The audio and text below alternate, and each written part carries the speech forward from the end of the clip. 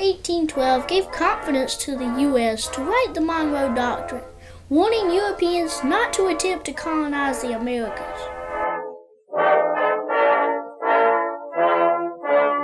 If you remember from last week, at the beginning of the Napoleonic Wars, James Monroe made a deal with Napoleon to purchase the Louisiana Territory from France for $15 million.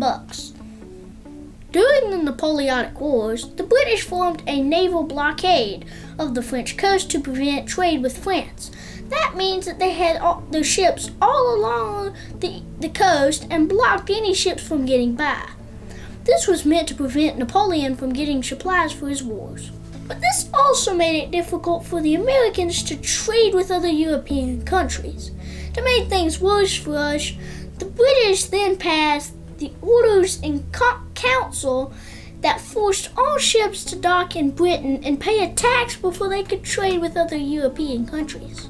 Then the British started kidnapping our sailors on trade ships and forcing them to become soldiers in the blockade and fight against Napoleon.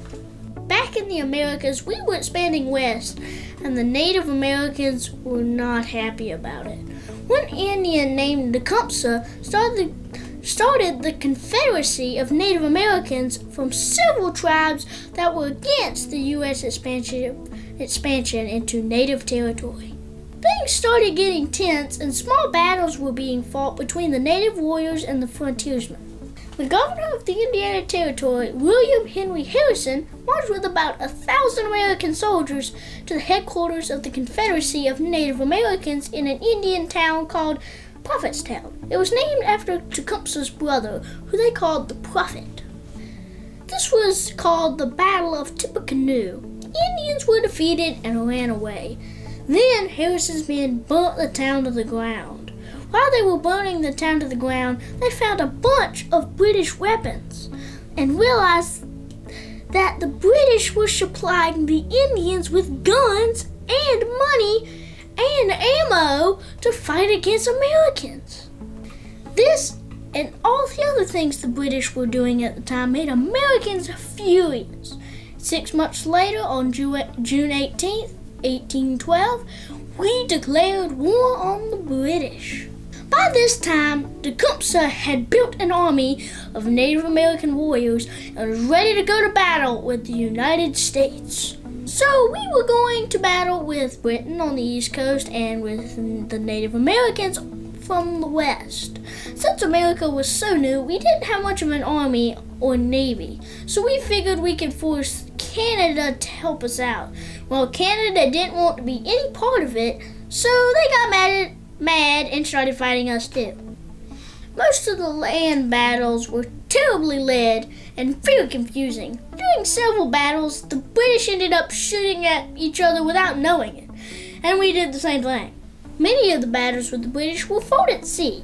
At the beginning of the war, we only had about 6 ships in our navy, but one was called the Uss Constitution. The hull of the ship was 21 inches thick and made of pine and oak. The ship was so strong that the British cannonballs just bounced off of it. So the soldiers started calling it Old Iron Age. It captured numerous merchant ships and defeated 5 British warships.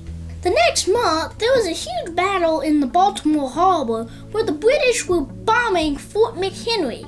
The battle lasted through the night, but the next morning, one of the witnesses named Francis Scott Key wrote a poem about the battle and the fact that the huge American flag that flew over the Fort McHenry was still flying. This poem was later made into a song called the Star-Spangled Banner. A few months later, General Andrew Jackson went to prevent the British from seizing New Orleans. There were several battles during the next 17 days. Jackson's army was made up of a patchwork of 4,500 men. Some were soldiers, frontier militiamen, free blacks, Choctaw Indians, and even pirates. They were battling 8,000 well-trained British soldiers. The final battle was on the morning of January 8th, 1815. The battle only lasted about 25 minutes and was a terrible loss for the British. There were 7,000 killed, 1,400 wounded, and 500 were taken as prisoners. We only had 7 men killed and 6 wounded. This was the last battle in the war. After the war ended, everything was pretty much back to normal. Nobody gained or lost any territory. There were no agreements made with the British, or Canada, or the Native Americans, and nobody technically won. But due to the major victories at Fort McHenry and New Orleans at the end of the war, it certainly felt like we won. Americans realized that we were not just a free independent nation, but we were also becoming pretty important to the rest of the world. 8 years later, when James Monroe was president, we were still feeling pretty good about ourselves. On December 2nd, 1823, President Monroe first stated the doctrine during his State of the Union address to Congress.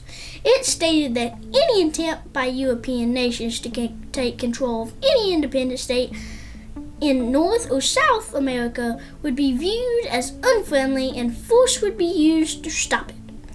I hope you've enjoyed these facts about the War of 1812 and the people who fought in it. Click some corner to get to the playlist of all the other videos in this series. Click another corner to subscribe. Now, if you saw this cat in the background, please tell me in the comment section down below.